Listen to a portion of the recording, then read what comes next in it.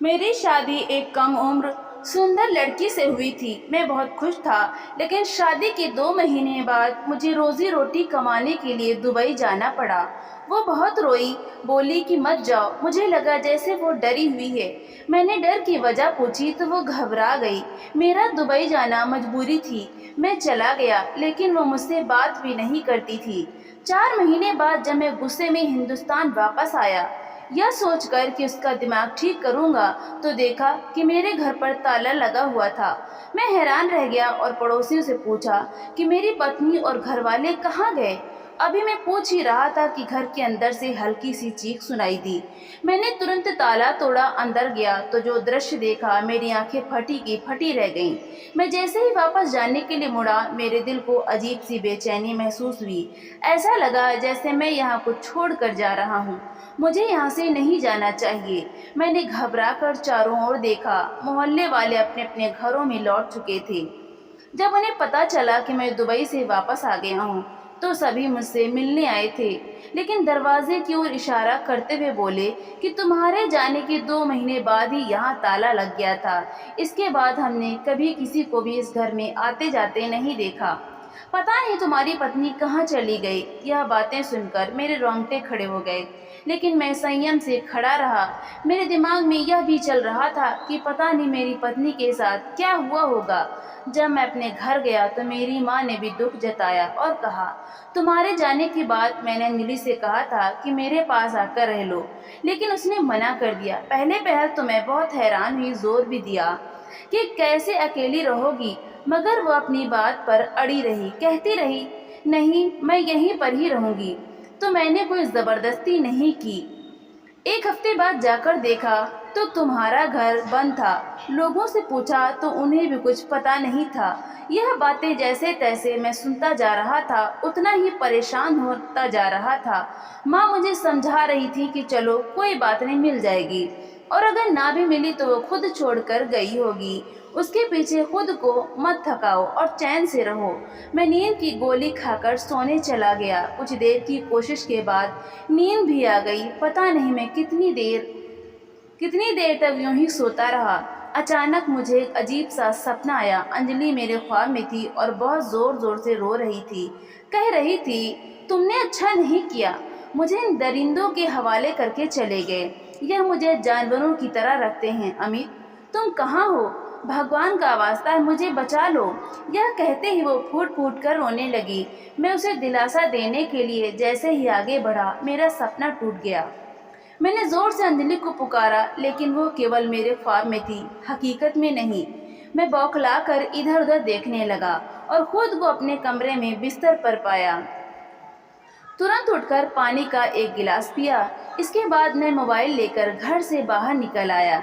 कुछ समझ नहीं आ रहा था कि कहाँ जाऊं और कहाँ नहीं। बेचैनी में फिर वापस अपने पुराने घर चला आया। ताला अभी वैसे ही लगा हुआ था, बल्कि अब उस पर हल्का सा जंग भी दिखाई दे रहा था। मेरे पास उस ताले की चाबी थी। मैंने चाबी से ताला खोला तो पूरा घर वीरान पड़ा था। मैं अंदर गया तो देखा कि सारे कमरे बंद थे। उन्हें खोल कर देखा तो सब कुछ बिखरा हुआ था। अंजलि के कपड़े, मेकअप का सामान ड्रेसिंग टेबल पर यूं ही पड़ा था, जैसे वो अभी अभी तैयार होकर कहीं गई हो। उसके कपड़े भी इधर उधर फैले हुए थे। रसोई में गया तो वहाँ भी कोई सब्जी चूल्हे पर रखी थी, मगर अब उसमें से सड़न की बदबू आ रही थी। पानी का गिलास, चाय के जूठे बर्तन। जैसे जैसे मैं देखता जा रहा था, एक अजीब सी घबराहट हो रही थी। पूरा घर ऐसा लग रहा था जैसे कोई बस 5 मिनट के लिए बाहर गया हो और फिर कभी वापस ना आया हो। मैं वहीं खड़ा खड़ा अंजलि की माँ को फ़ोन लगाया तो वो रोने लगी। बोली, हमने अपनी बेटी की शादी की थी तुमसे, लेकिन जब से वो इस घर से विदा होकर गई है, तुमने उसे सारे रिश्ते तोड़ दिए। मैंने जल्दी से कहा, आंटी मैं यही बताने वाला था आपको, लेकिन उन्होंने मेरी बात काट दी और बोली, 2 महीने पहले उसने अजनबियों की तरह फ़ोन किया और कहा कि वो दुबई जा रही है अपने शौहर के पास। पता नहीं अब संपर्क हो भी पाएगा या नहीं। मैंने जल्दी से पूछा, बेटी क्यों नहीं होगा संपर्क? तो वो रोते हुए बोली, माँ मुझे मेरे शौहर बहुत गुस्से वाले हैं। यह कहकर उसने फ़ोन काट दिया। और आज तुम मुझे फ़ोन कर रहे हो? मैं तो मुसीबत में आ गई हूँ। अपनी बेटी तुम्हारे साथ ब्याह कर। वो रो रही थी जबकि मैं हैरान परेशान उनकी बात सुन रहा था। मैंने अंजलि को दुबई नहीं बुलाया और ना ही मैंने उसे कभी मना किया कि वो अपने घर वालों से कोई संपर्क ना रखे। मुझे तो इस बात की बिल्कुल भी परवाह नहीं थी, बल्कि शादी के शुरू दिनों में अक्सर मैं ही उससे पूछा करता था कि आज तुमने अपने मायके में बात की है। वो अगर नहीं कहती तो मैं अपने सामने बैठा कर उससे फ़ोन करवाता। फिर अगर वो अपने मायके में नहीं है तो कहाँ जा सकती है? यह बात मुझे बहुत ही परेशान कर रही थी। मैंने फ़ोन काट कर एक दो और जान पहचान वालों को फ़ोन किया, मगर उन्होंने भी साफ इनकार कर दिया कि उन्हें मेरी पत्नी के बारे में कुछ नहीं पता। मैं वहीं चारपाई पर सिर पकड़कर बैठ गया। काफ़ी देर बाद उठा, लेकिन वहाँ से हासिल भी क्या होना था? मुझे एक अजीब सा एहसास हुआ, जैसे अंजलि यहीं कहीं मौजूद हो, मगर मैंने तो पूरा घर छान मारा था और वो मुझे कहीं नहीं मिली। लेकिन उसकी खुशबू और एक एहसास मुझे वहाँ से जाने नहीं दे रहा था। कुछ देर और वहीं रुकने के बाद मैं चुपचाप बाहर निकल आया। कुछ देर और वहीं रुकने के बाद मैं चुपचाप बाहर निकल आया। अब मेरा रुख पास के थाने की ओर था। वहां मैंने अंजलि की गुमशुदगी की सूचना दी तो उन्होंने रिपोर्ट तो लिख ली, मगर मुझे कोई हिम्मत बंधाने वाला जवाब नहीं दिया। उनके मुताबिक लड़की को गुम हुए काफी वक्त हो चुका है। अब जिसने उसे उठाया होगा या जहां वो जाना चाहती थी वो वहां पहुंच चुकी होगी। आपको यह रिपोर्ट गुमशुदगी के 24 घंटे के भीतर लिखवानी चाहिए थी, लेकिन आपने लापरवाही की। अब हम कोई गारंटी नहीं दे सकते। हाँ, कोशिश जरूर करेंगे कि आपकी पत्नी को ढूंढ सकें।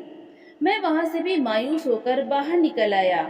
बाहर देखा तो एक जगह भारी भीड़ लगी थी। लोग वहां खड़े होकर बातें कर रहे थे। शायद कोई बाबा शहर में नया आया था और अपनी बातों की वजह से मशहूर हो चुका था। मैंने सिर झटक कर वहां से निकलने का इरादा किया। तभी एक आदमी की बात मेरे कानों में पड़ी। अरे, जब से मैंने साध्वी जी को लंगर चढ़ाया है, मेरी तो सारी परेशानियां आज ही हल हो गईं। अब तो बस यही दुआ है कि वो मेरे लिए भी कुछ बोल दें। मुझे यकीन है मेरे बड़े मसले भी हल हो जाएंगे। मैंने अचंभे से उन दोनों महिलाओं को देखा जो ना जाने किस सोच की दुनिया में थी। यही दुआ अगर वे घर बैठकर करती तो शायद उन्हें बिना वजह लंगर और चढ़ावा देने की नौबत ही ना आती। जाहिर था लोग अंधविश्वास के जाल में फंसे थे। मैं सिर झटक कर वहां से चला आया। हर ओर से मायूस हो चुका था। भगवान से भी रो रो कर अपनी पत्नी के मिलने की दुआ करता रहा। मुझे यकीन था कि उसके साथ जरूर कोई हादसा हुआ होगा। वो मुझे इस तरह धोखा नहीं दे सकती। मेरी शादी माँ ने अपनी पसंद से की थी। मुझे उस पर कोई एतराज नहीं था। शादी के तुरंत बाद ही मेरी दुबई में नौकरी लग गई। जब माँ को यह बात पता चली तो वो बहुत खुश हुई, लेकिन अंजलि रोने लगी। मैंने उसे चुप करवाया तो वह नरमी से बोली, मैं नहीं चाहती कि आप मुझे छोड़कर जाएं। आपके बिना मैं अकेली रह जाऊंगी। क्या करूंगी मैंने उसे बहुत दिलासा दिया। फिर मेरे जाने के दिन नज़दीक आ गए तो मैं पैकिंग में पूरी तरह उलझ गया। उन दिनों मैंने ध्यान नहीं दिया कि अंजलि बहुत खोई खोई सी लग रही है। वो एक दिन सोचते हुए बोली, मिरर, क्या आप मेरा हालचाल लेते रहेंगे पीछे? क्यों, क्या हुआ? मैंने हैरानी से पूछा तो उसने अपने दिल पर हाथ रखकर कहा, मिरर, मुझे कुछ अच्छा नहीं लग रहा। ऐसा लग रहा है कि जब आप चले जाएंगे तो कुछ बहुत बुरा हो जाएगा। उसकी बात का मतलब मैं उस वक्त नहीं समझ पाया था। वो बहुत डरी हुई लग रही थी। कहने लगी, मुझे बचपन से ही सच्चे सपने आते हैं। यह बात उसने एक आध बार पहले भी बताई थी, मगर मैंने ज्यादा ध्यान नहीं दिया था। अब जब उसने दोबारा वही बात कही तो मैंने हैरत से पूछा, वो देखा है तुमने ख्वाब में? वो उलझकर बोली, यही तो समस्या है। ख्वाब में जो संकेत होता है उसे मैं समझ नहीं पाती। जब वो घटना घट जाती है तभी उस संकेत का अर्थ समझ में आता है। बस अब मैंने ऐसा सपना देखा है जैसे मैं आपको हवाई अड्डे पर छोड़कर किसी कुएं में गिर रही हूँ और आप भी मुझे नहीं बचा पा रहे हैं। फिर दृश्य बदल गया और एक और सपना आया जैसे मैं बेहोश पड़ी हूँ और मेरे चारों ओर बहुत से लोग हैं। मैं सभी की बातें सुन रही हूँ, हर कोई मुझसे बात करना चाहता है। वो सोचते हुए यह सब कह रही थी। मैं जो अपना बैग बंद कर रहा था, अचानक उसके पास आया और कहा, यह कैसा सपना है? इसका क्या मतलब हो सकता है? वन ने सर हिलाते हुए बोली, मुझे वाकई नहीं पता कि यह सब क्या हो रहा है और क्यों दिख रहा है। किसी बात का कोई अंदाजा नहीं है। बस एक एहसास दिल में गहराई से जकड़ा हुआ है कि अगर आप चले गए तो मैं बर्बाद हो जाऊंगी। मत जाइए मुझे छोड़कर। यह कहकर वो मेरे गले से लगकर फूट फूट कर रोने लगी। मैंने उस वक्त उसकी बातों पर बिल्कुल भी ध्यान नहीं दिया, क्योंकि तब मुझे विदेश जाने का जुनून सवार था। मेरे पिता भी दुबई में ही काम करते थे। उनके निधन के बाद मैंने उनकी जगह आवेदन किया तो विदेश जाना मेरा बचपन का सपना बन गया था। अब जब अंजलि यह सब कह रही थी तो उसे तसल्ली देने के अलावा मेरे पास और कोई रास्ता नहीं था, क्योंकि इसकी खातिर मैं अपना सपना नहीं छोड़ सकता था। बहुत मुश्किल से यह अवसर मिला था विदेश जाने का, तो कैसे छोड़ देता? मैंने उससे कहा, तुम परेशान मत हो, यह वैसे ही तुम्हारा वहम होगा। मेरी बात पर वो इनकार में सिर हिलाकर बोली, अगर कुछ हो गया तो? मैंने नरमी से पूछा, क्या शादी के बाद तुम्हें कोई सच्चा सपना आया है? महीने हो गए हैं ना हमारी शादी को, इस दौरान कोई ऐसा सपना आया है जो सच हुआ हो? इस पर वहम ने सिर हिलाकर बोली, नहीं कुछ भी नहीं, बल्कि सपने आना ही बंद हो गए हैं। इस पर मैंने गहरी सांस लेते हुए कहा, फिर क्यों परेशान हो रही हो सकता है तुम मानसिक रूप से थकी हुई हो, इसलिए यह सब तुम्हारे मन की कल्पना हो, और अगर तुम अच्छा सोचोगी तो ऐसा कुछ भी नहीं होगा। अब मुझे यह बताओ कि कल मुझे जाना है, तो क्या तुम मुझे इस तरह परेशान करके भेजोगी? तुम्हें मजबूत बनना होगा। जब तक मैं नहीं लौटता तुम्हें हर बात का सामना अकेले करना होगा, समझ रही हो ना? उसने सिर हिलाकर हामी भर दी। शादी के तुरंत बाद ही माँ ने हमें अलग कर दिया था। बड़े भाई का अलग घर था और मेरी माँ भी चाहती थी कि भविष्य में कोई झगड़ा न हो, इसलिए सबको अलग कर दिया, ताकि अगर कोई खुशी या त्योहार हो तो सब मिल सके। मेरे समझाने पर वो शांत हो गई। अगले दिन सभी घर वाले मुझे हवाई अड्डे छोड़ने आए। मैं पूरा रास्ता अंजलि को देखता आया। वो अब भी बेचैन थी। रात को जब मैंने उसे कुछ सुकून दिया था, अब उसके चेहरे पर वैसा कुछ नहीं था। वो बार बार मुझे देखती, कुछ कहना चाहती, लेकिन चुप हो जाती।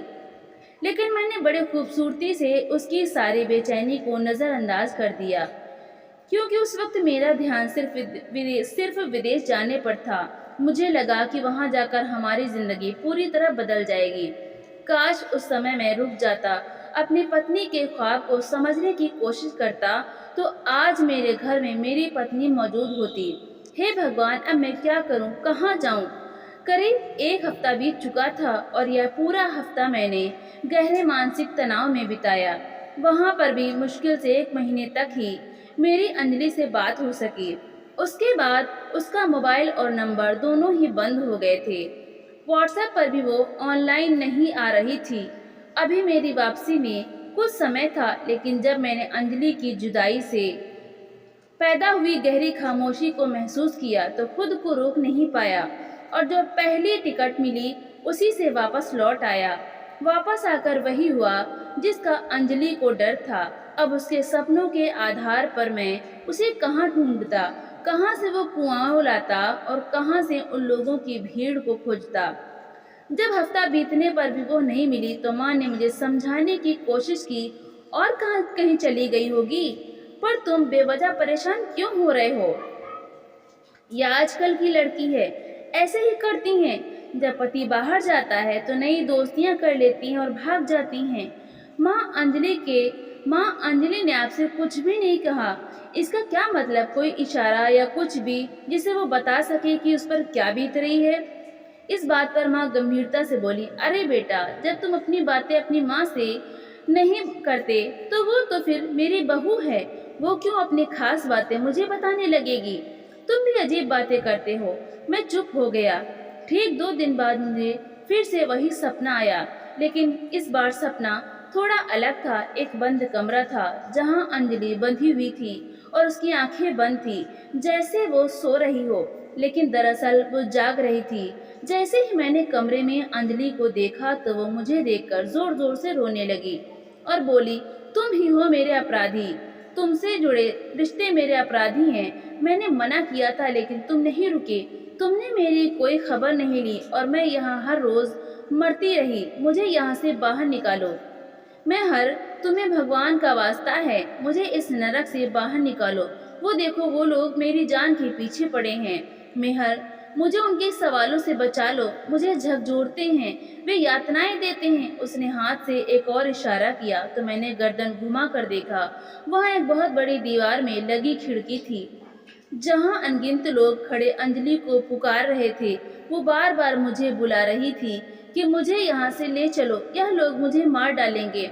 मैं आश्चर्यचकित होकर वहाँ खड़ा वो सारा दृश्य अपनी आंखों से देख रहा था। लोगों की भीड़ लगातार बढ़ती जा रही थी। फिर उन सब ने मिलकर दीवार में लगी बड़ी खिड़की एक झटके में तोड़ दी और इंसानों का एक बड़ा सैलाब अंजलि की ओर भागा। वो चिल्लाने और रोने लगी। इससे पहले कि मैं उसे बचाने के लिए वहां जाता, वो लोगों में कहीं खो गई। बस उसी सपने के बाद मेरी नींद खुल गई। मैंने इधर उधर देखा तो आज भी अपने कमरे में ही था। यह कैसे सपने आ रहे हैं? क्या मुझे कोई संकेत मिल रहा है जिससे मैं अंजलि को खोज सकूं, या फिर यह सपने मेरे दिमाग की उपज हैं? मैं बाहर आया तो माँ आंगन में बैठी थी। मैं उनके पास जाकर उनकी गोद में लेट गया और रोने लगा। जैसे जैसे वो मुझे दिलासा दे रही थी, वैसे ही मेरी रुलाई और तेज होती जा रही थी। माँ, मैं ही हूँ अपराधी अंजलि के खोने का। वो मुझे मना करती रही कि मत जाओ मुझे छोड़कर। कहती थी अगर गए तो मेरे साथ कुछ बहुत बुरा होगा, लेकिन मैंने उसकी एक भी बात नहीं सुनी। उस वक्त मेरे ऊपर विदेश जाने का जुनून सवार था और मैं किसी भी हालत में वो सुनहरा मौका हाथ से जाने नहीं देना चाहता था। लेकिन अब क्या करूं? वहां जाकर अपनी पत्नी को ही खो चुका हूं। माँ मुझे संभालने की बहुत कोशिश करती।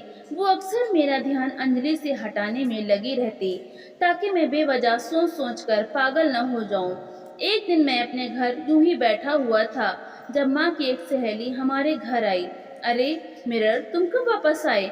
भला मैं यहाँ न आती तो तुम मुझे मिलते भी नहीं। मैं चुप ही रहा। अब जब से अंजलि लापता हुई थी, मैं लोगों की बातों का बहुत कम जवाब देता था। तब तक माँ भी वहाँ आ चुकी थी। वो नरमी से बोली, अरे रिश्तेदार को लेकर जाती हो, अपने बेटे को भी साध्वी जी के पास लेकर जाओ। देखो तो पता नहीं क्या परेशानी है, इतना भूल गया है। कैसी माँ हो तुम, लेकर नहीं गई क्या? साथ ही उस औरत ने मुझे देखा और अफसोस से अपना सिर नम में हिलाने लगी। बताओ बेटा, गए नहीं क्या साध्वी जी के पास? अरे भगवान पर बहुत श्रद्धा है उसकी, बहुत करामात है उनके पास। जो भी अपनी परेशानी लेकर जाता है, बस फिर वो उसे सपना देकर तुरंत हल बता देती हैं। मुझे इन बातों पर विश्वास नहीं था। मैंने बिना लाग लपेट के कहा, मुझे यह सब अच्छा नहीं लगता। वो औरत जो मेरे निजी मामलों में दखल देने की कोशिश कर रही थी, मेरे जवाब पर झेपी सी हंसी हंसते हुए बोली, अच्छा मत मानो, चलो मुझे ही बता दो कि अब परेशान हो, मैं ही दुआ कर दूंगी तुम्हारे लिए। आखिर दुआ तो कर ही सकते हैं ना। तुम्हारी माँ ने भी मेरे लिए बहुत दुआएं की थी और आज देखो मेरी संतान स्वस्थ है। डॉक्टरों ने तो कह दिया था कि बच्चा नहीं होगा। तुम्हारी माँ का बड़ा कर्ज है मुझ पर। बताओ क्या बात है? वो औरत अजीब चिपकू स्वभाव की थी, बेवजह ही जानकारी लेने के लिए उतावली हो रही थी। मेरी पत्नी नहीं मिल रही है और मेरा मानसिक संतुलन बहुत बिगड़ रहा है। बेहतर होगा आप अपने सुझाव अपने पास रखें। अगर आप माँ से मिलने आई हैं तो सिर्फ उन्हीं से मिलें। आसपास के मामलों में झांकने की कृपा ना करें। यह कहकर मैं वहाँ से जाने लगा, जब वो औरत पीछे से बोली, अरे भैया, बड़े ही तेज मिजाज के लगते हो। तुम्हें बुरा तो नहीं लगेगा, मगर तुम्हारे मसले का हल सिर्फ और सिर्फ साध्वी जी के पास है। वो तो खास तौर पर गुमशुदा लोगों का पता लगाने में माहिर हैं। मुझे उस औरत की बातों से बहुत उलझन हो रही थी और मेरा सिर बुरी तरह से फट रहा था। मैंने गाड़ी की चाबी उठाई और अपने घर चला गया। पहले आंगन में कुछ देर बैठा रहा, फिर घर की सफाई करने लगा। 2-3 घंटों में मैंने ऊपर ऊपर से सारा घर साफ कर दिया, लेकिन मन बहुत भारी था। फिर मैं बैठक की सफाई करने के लिए आगे बढ़ा। जैसे ही मैंने बैठक का ताला खोला, मैं दंग रह गया। मैं जब भी इस घर में आया, सिर्फ रहने वाले हिस्से को ही खोला, बैठक को एक बार भी नहीं खोला, और यही मेरी बहुत बड़ी गलती थी। मेरा मन किया कि अपना सिर दीवार में दे मारूं। आखिर इतनी बड़ी गलती मुझसे कैसे हो गई? मुझे पूरा घर खोलकर अच्छे से जांच लेना चाहिए था, क्योंकि उस वक्त ही बैठक को देखकर साफ पता चल सकता था कि यहीं मेरी पत्नी को रखा गया था। दीवार के साथ लोहे की जंजीरें बंधी थी और उनके आगे हथकड़ी जैसे गोल निशान बने हुए थे, जिनकी संख्या 4 थी, यानी 2 हाथों और 2 पैरों के लिए। इसके अलावा बैठक से बहुत ही तेज और गंदी बदबू आ रही थी।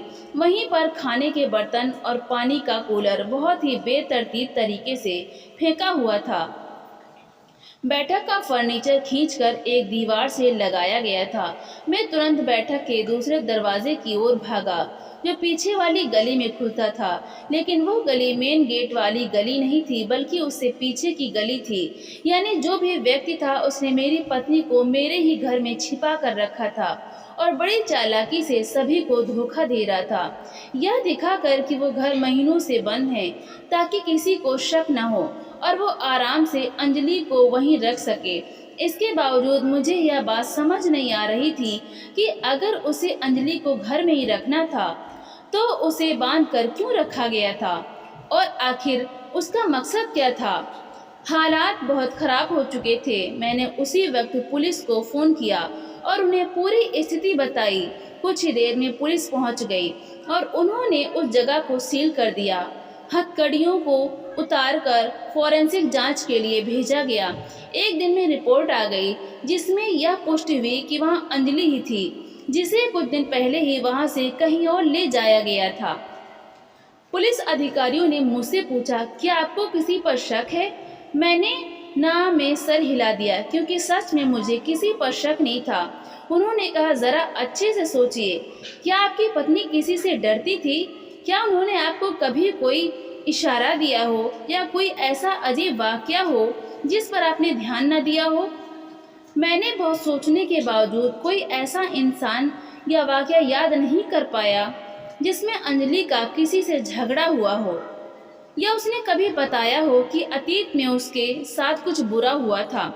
हमने मेन गेट वाली गली में लगे कुछ कैमरों की मदद से अपराधी को तलाशने की कोशिश की, लेकिन वो कभी मेन गेट से घर में दाखिल नहीं हुआ।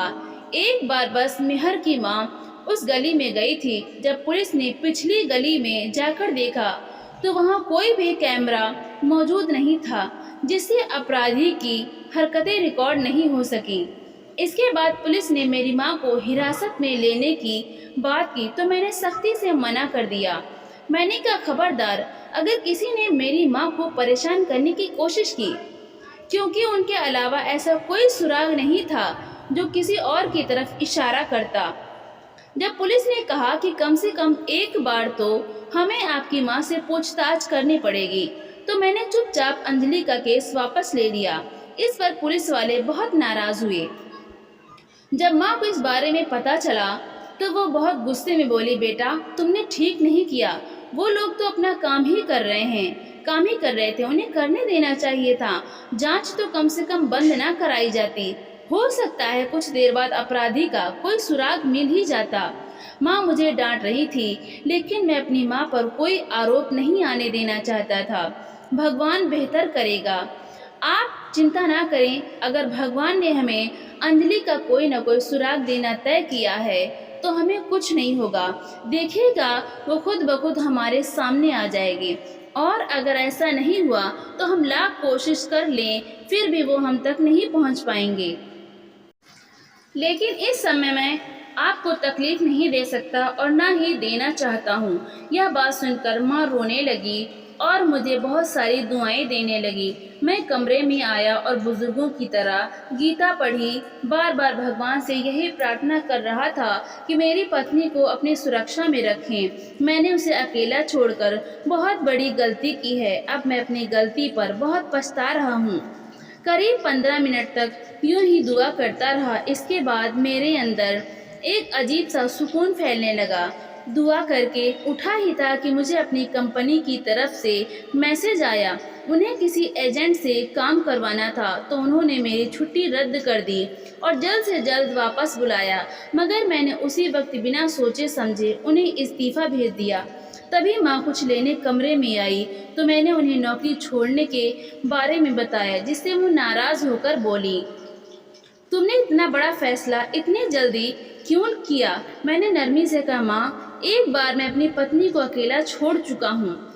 अब दोबारा ऐसा नहीं करूँगा। यहीं पर कोई छोटी मोटी नौकरी कर लूँगा, लेकिन अंजलि को ढूंढ कर रहूँगा। अगर अंतिम दिन भगवान ने मुझसे पूछा कि मैंने उसके पिता के बाद तुम्हें उसका जिम्मा दिया था, तो मैं क्या जवाब दूंगा? माँ, मुझे बहुत डर लगता है। बस अब आप प्रार्थना करें कि अंजलि जल्दी से जल्दी मिल जाए और वो ठीक ठाक हो। माँ ने हाथ उठाकर प्रार्थना की। करीब 3-4 दिन तक मैं रोज अपने पुराने घर जाकर हर चीज को ध्यान से देखता। वहाँ नशे और दवाइयों की गोलियां व पत्ते भी मौजूद थे। अब धीरे धीरे साफ हो रहा था कि अंजलि को वहाँ दवाओं के जरिए दबा कर रखा जाता था, शायद इसलिए कि वह कोई विरोध ना कर सके। मैं बहुत कोशिश कर रहा था कि किसी तरह वहाँ से कोई सुराग मिल जाए, कोई निशानी या कोई छोटा सा इशारा, जिससे से कम अंजलि तक पहुँच सकूं। मगर वहाँ ऐसा कुछ भी नहीं मिला। मैं बहुत थक चुका था, सो वहीं बैठकर जोर जोर से रोने लगा। पता नहीं कब रोते रोते मेरी आंख लग गई और मैं सो गया। नींद में एक बार फिर अंजलि मेरे सपने में आई। वो बहुत थकी हुई और कमज़ोर दिख रही थी। मुझे देखकर नरमी से बोली, तुम्हें अपराधी क्यों नहीं दिखाई दे रहा? वो तो तुम्हारे आसपास ही है, ज़मीन में छुपा है। मुझे बचा लो, जितनी जल्दी हो सके मुझे ढूंढ लो, नहीं तो यह लोग मुझे मार डालेंगे। यह लोग मेरी जान ले लेंगे। मुझे इस नर्क से निकालो। किसी से मेरी सलामती के लिए दुआ करवाओ। इसके बाद वो चली गई और मेरी आंख खुद ब खुद खुल गई। मैं यूं ही फर्श पर लेटा हुआ था। अब उठकर छत को देखने लगा।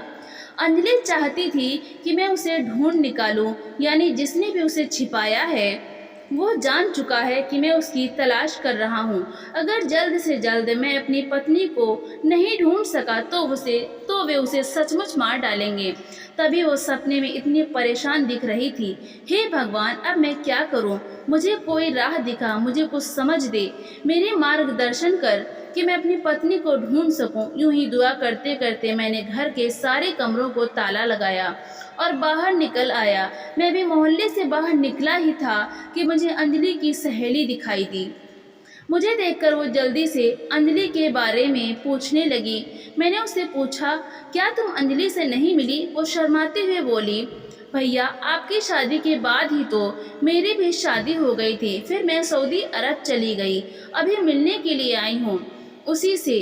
आपके घर भी आई, लेकिन कुछ काम थे करने वाले, उन्हीं में उलझी रही। जब मैं आपकी ओर आ रही थी, मैंने उदास लहजे में कहा, नहीं मीरा, कोई ज़रूरत नहीं। वो हैरानी से मुझे देखते हुए बोली, क्या हुआ भैया, सब ठीक है? आप परेशान लग रहे हैं। क्या अंजलि ठीक है? और आंटी की तबीयत कैसी है? मैंने नम में सिर हिलाया और खुद को संभालते हुए कहा, मीरा, अंजलि खो गई है, वो नहीं मिल रही। अरे, ऐसे कैसे खो गई? कोई छोटी बच्ची तो नहीं जो आप यूं ही परेशान हो रहे हैं? मोहल्ले में ही किसी घर में गई होगी, अभी आ जाएगी। उसकी बात सुनकर मेरी आंखों में अनायास ही आंसू आ गए, जिन्हें मैंने बेरहमी से पोंछते हुए कहा, नहीं, वो आपकी भाभी खोई नहीं है। उसे तकरीबन 2 महीने हो चुके हैं। फिर वहीं खड़े खड़े मैंने मीरा को संक्षेप में सारी बात बताई। वो गम से कुछ बोल ही नहीं सकी। मैंने कहा, मीरा, तुम तो अंजलि की दोस्त थी, क्या तुम मेरी कुछ मदद कर सकती हो? वो जल्दी से बोली, जी भैया, आप बताइए, मैं आपकी हर तरह की मदद के लिए तैयार हूँ। मुझे यकीन नहीं होता कि वो छोटी सी हंसमुख अंजलि यूं अचानक गायब हो सकती है। भैया, क्या कभी अंजलि ने शादी से पहले या शादी के बाद कुछ बताया? मतलब कोई झगड़ा या किसी ने तंग किया हो या कुछ भी, कोई भी छोटी बात अगर उसने इस बारे में कुछ बताया हो तो भगवान का वास्ता बताइए। वो सोचते हुए बोली, भैया बताया तो था, लेकिन अगर मैं आपको बताऊंगी तो शायद आपको अच्छा नहीं लगेगा।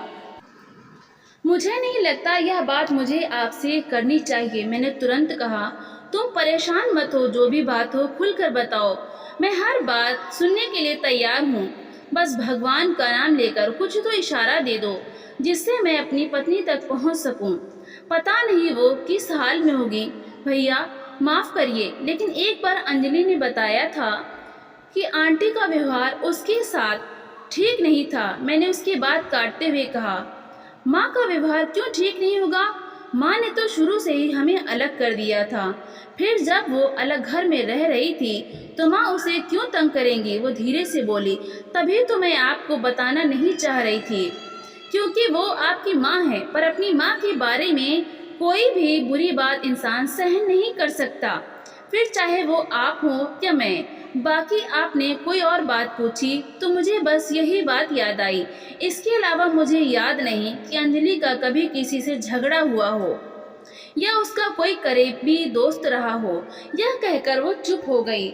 मैंने जल्दी से कहा, नहीं मुझे बताओ, माँ की क्या बात करती थी? वो पता नहीं, मुझे ठीक से याद नहीं, लेकिन उसने बताया था कि आंटी उसे कुरेदती थी। उन्होंने यह भी कहा था कि तुम्हें सच्चे सपने आते हैं, तभी मैंने तुम्हें अपनी बहू बनाकर लाया है ताकि तुम हमारे लिए कोई रास्ता दिखा सको। आंटी उसे मजबूर करती थी, कभी अपना कोई मसला बताकर, कभी किसी सहेली या रिश्तेदार का जिक्र करके कि इसका हल बताओ। अंजलि सपने में कुछ देखने से इनकार करती थी, कहती थी कि यह मेरे अधिकार में नहीं है, लेकिन आंटी कहती थी कि तुम जानबूझकर मना कर रही हो, जबकि तुम्हें सब कुछ दिखता है, तुम भविष्य देख सकती हो।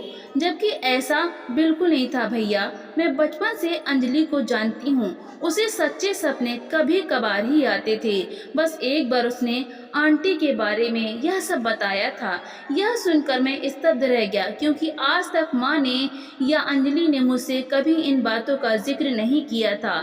मीरा, जो कुछ भी तुम बता रही हो क्या वो सच है?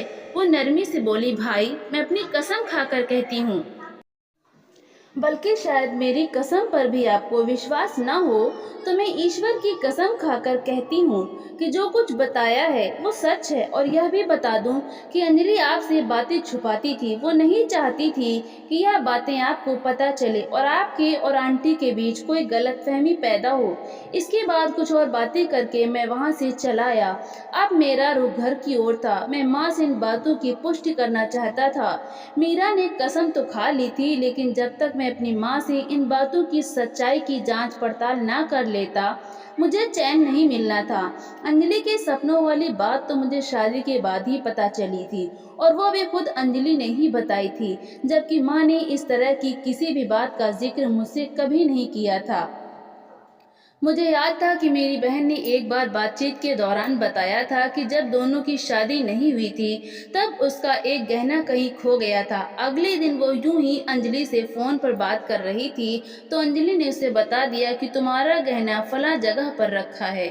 यह बताते हुए मेरी बहन बहुत हंसी और बोली, तुम्हारी तो मौज है, अगर तुम्हारे घर में कभी कुछ गुम हो गया तो भी चिंता नहीं, तुम्हारी पत्नी को हर बात का पता चल जाता है। मैंने तब इस बात पर ध्यान नहीं दिया, लेकिन अब एक एक कड़ी जुड़ती जा रही थी। मैं पैदल ही घर की तरफ चल पड़ा। तभी मुझे एक बार फिर वही जगह दिखाई दी जहाँ लोग बड़ी श्रद्धा से कतार में खड़े थे। उसी वक्त मुझे अंजलि का सपना याद आया जिसमें वो कह रही थी कि किसी से दुआ करा लो। मुझे उन सब बातों पर विश्वास नहीं था, लेकिन अंजलि पर था। वो चाहती थी कि मैं उसे खोजूं, तो बिना कुछ सोचे समझे मैं भी उस कतार में लग गया। मुझे विश्वास नहीं था कि यहाँ कुछ मिलेगा, लेकिन पता नहीं क्यों मैं वहाँ से हिल नहीं सका और मेरे पैर खुद ब खुद रुक गए। काफ़ी देर बाद मेरा नंबर आया। कमरे के बाहर बैठे व्यक्ति ने मुझसे 1000 रुपये लिए। मैंने चुपचाप पैसे निकाल कर दे दिए। जब अंदर गया तो वहाँ का माहौल अजीब सा था। एक व्यक्ति कुर्सी पर बैठा था। देखने में वो कोई नकली नकली बाबा लग रहा था। उसके पास जमीन पर एक छोटा सा कपड़ा बिछा हुआ था, जिस पर एक लड़की आंखें बंद की दीवार से टिकी हुई बैठी थी। उस लड़की की हालत बहुत खराब थी। बाल बिखरे हुए थे और कपड़े बेहद मैले कुचैले थे। हाँ भाई, क्या समस्या है तुम्हारी? किसी महिला ने ऊंची आवाज में पूछा। पहले तो मेरा मन किया कि मैं चुपचाप वहां से निकल जाऊं, लेकिन फिर मैंने कहा मेरी पत्नी लापता है, उसकी खोज करानी है, या फिर कोई दुआ, जो भी आपको उचित लगे, बस मुझे मेरी पत्नी चाहिए। उस व्यक्ति ने उस महिला की ओर इशारा किया और कहा, साध्वी जी को कुछ भेंट दो और उन्हें अपनी समस्या बताओ।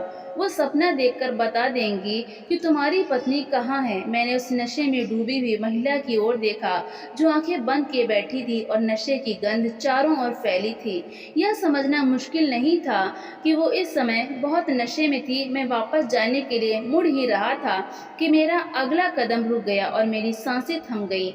मैं दोबारा उस महिला के पास गया और गौर से देखा तो पाया कि वो कोई और नहीं बल्कि मेरी पत्नी अंजलि ही थी। उसकी हालत बहुत ही खराब थी और वो इतनी गंदी हो चुकी थी कि पहचानना भी मुश्किल हो रहा था। मैं उसे जोर जोर से झकझोरने लगा। सभी लोग मेरी ओर ध्यान से देखने लगे। उस नकली बाबा ने मुझे पीछे करने की कोशिश की तो मैंने उसे बुरी तरह पीटना शुरू कर दिया। वहाँ अच्छा खासा तमाशा लग गया। भीड़ में से किसी ने पुलिस को बुला लिया। जब पुलिस आई तो मैंने उन्हें बताया कि यही मेरी पत्नी है। पुलिसकर्मी वही थे जो अंजलि के केस की जांच कर रहे थे। उस जाली बाबा ने बहुत विरोध किया, लेकिन पुलिस ने उसे हिरासत में ले लिया।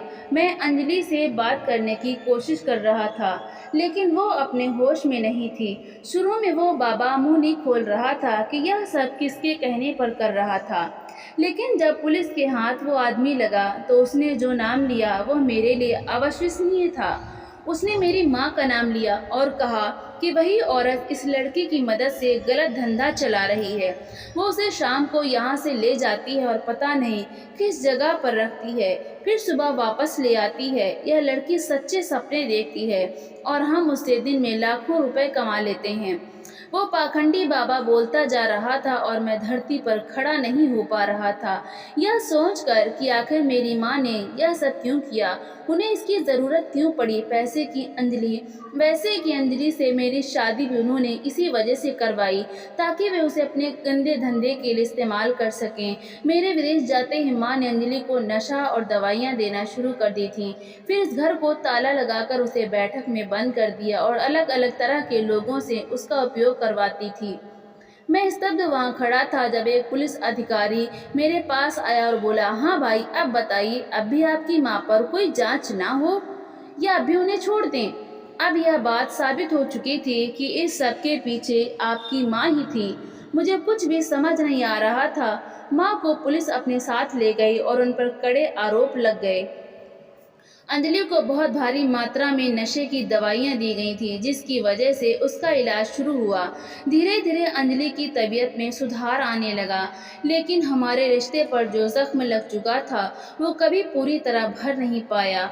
माँ अब सलाखों के पीछे थी और मैं अपने भीतर के उस तूफान से जूझ रहा था, जिसमें अपनों की साजिश, प्यार की टूटन और विश्वास की मौत शामिल थी। जिंदगी जैसे अचानक ठहर गई थी। अब सब कुछ फिर से शुरू करना था, लेकिन इस बार बिल्कुल अकेले। तो दोस्तों, इस कहानी का नैतिक संदेश यह है कि अंधविश्वास, लालच और अपने स्वार्थ के लिए किसी के जीवन से खिलवाड़ करना एक दिन सामने आ ही जाता है। सच्चाई चाहे जितनी भी छुपाई जाए, अंत में उजागर होती ही है। किसी के सपनों, रिश्तों और भावनाओं के साथ धोखा देना सबसे बड़ा अपराध है, और इसका परिणाम न केवल कानून देता है बल्कि समय और नियति भी बहुत कठोर सजा देते हैं। तो दोस्तों, यह थी आज की कहानी। इस कहानी के बारे में आपकी क्या राय थी, यह कमेंट बॉक्स में ज़रूर बताइए। अगर